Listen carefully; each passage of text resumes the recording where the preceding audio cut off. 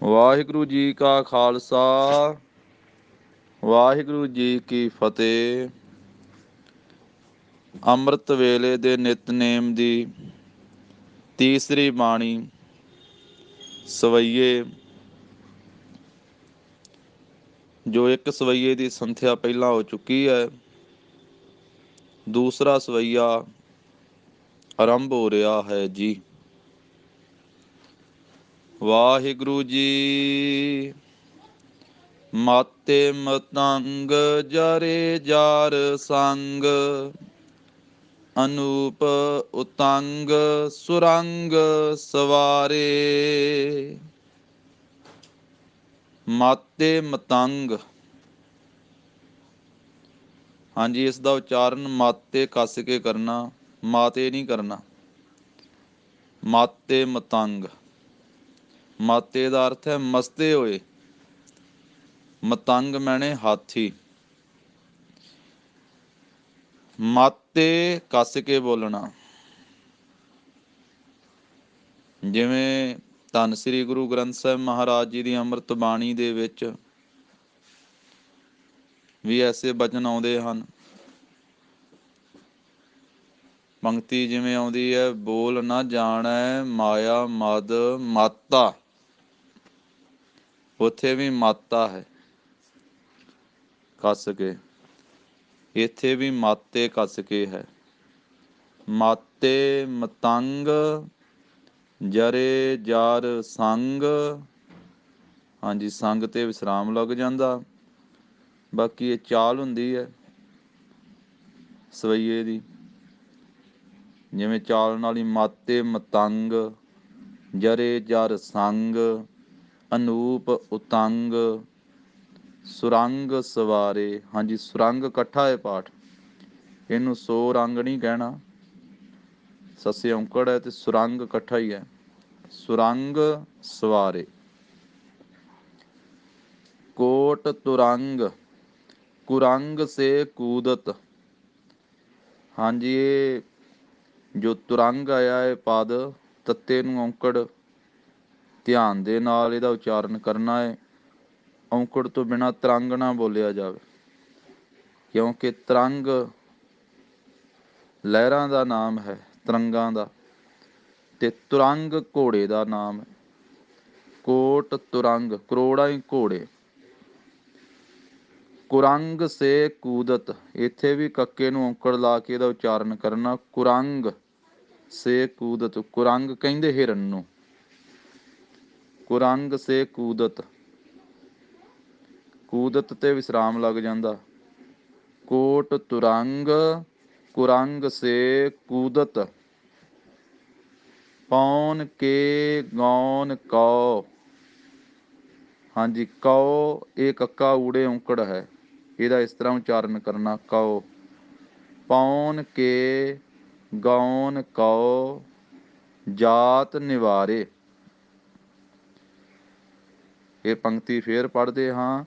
ਕੋਟ ਤੁਰੰਗ ਕੁਰੰਗ ਸੇ ਕੂਦਤ, ਇੱਥੇ ਵਿਸਰਾਮ।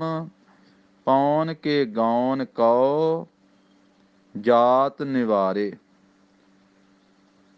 ਹਾਂਜੀ, ਕਉ ਤੇ ਫਿਰ ਥੋੜ੍ਹਾ ਜਿਹਾ ਠਹਿਰਾਓ ਦੇਵਾਂਗੇ। ਪੌਨ ਕੇ ਗੌਨ ਕਉ, ਕਿ ਹਵਾ ਦੇ ਵੇਗ ਨੂੰ, ਹਵਾ ਦੇ ਤੇਜ ਨੂੰ, ਹਵਾ ਦੀ ਸਪੀਡ ਨੂੰ। ਜਾਤ ਨਿਵਾਰੇ, ਉਹਨੂੰ ਵੀ ਨਿਵਰਤ ਕਰਕੇ ਅੱਗੇ ਜਾਂਦੇ ਆ, ਛੱਡ ਕੇ ਅੱਗੇ ਦੌੜਦੇ ਆ, ਇੰਨੇ ਤੇਜ਼ ਦੌੜਨ ਵਾਲੇ ਘੋੜੇ। ਭਾਰੀ ਭੁਜਾਨ ਕੇ ਭੂਪ ਭਲੀ ਬਿਧ,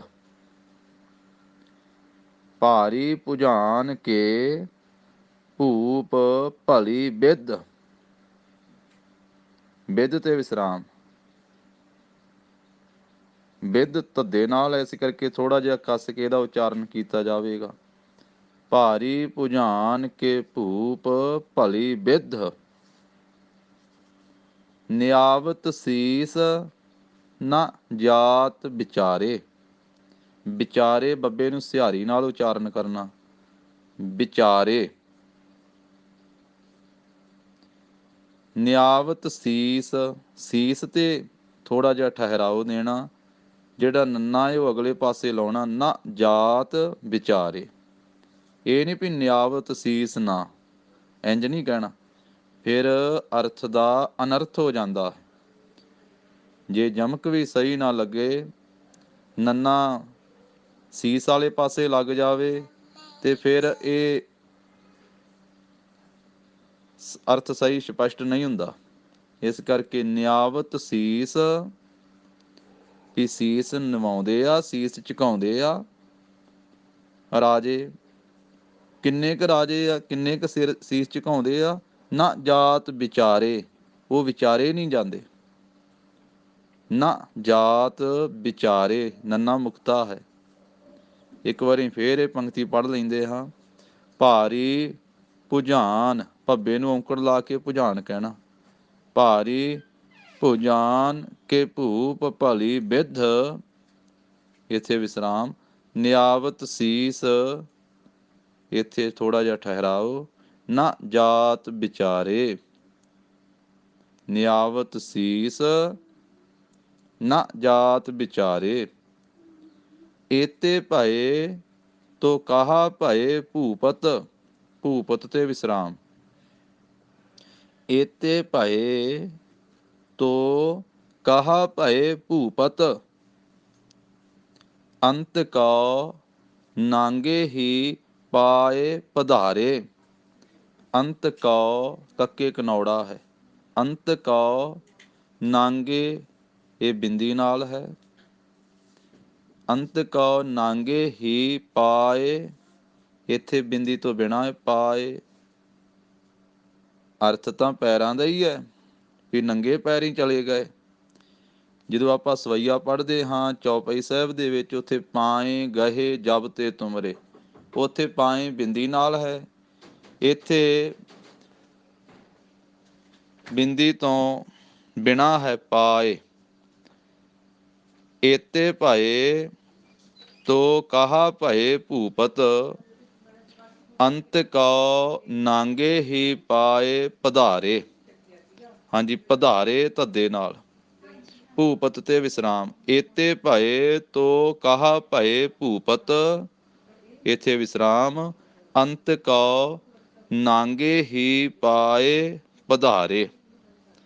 ਪਾਏ, ਪੱਪੇ ਕੰਨਾ ਲੰਮਾ ਕਰਕੇ ਈੜੀ ਨੂੰ ਸਿਹਾਰੀ, ਇਸ ਕਰਕੇ ਪਾਏ ਪਧਾਰੇ, ਪਧਾਰੇ ਹਾਂ ਧੱਦੇ ਨਾਲ, ਇਹ ਕੱਸ ਕੇ ਥੋੜਾ ਜਿਹਾ ਬੋਲਿਆ ਜਾਵੇਗਾ, ਪਧਾਰੇ। ਅੰਤ ਕਉ ਨਾਂਗੇ ਹੀ ਪਾਏ ਪਧਾਰੇ।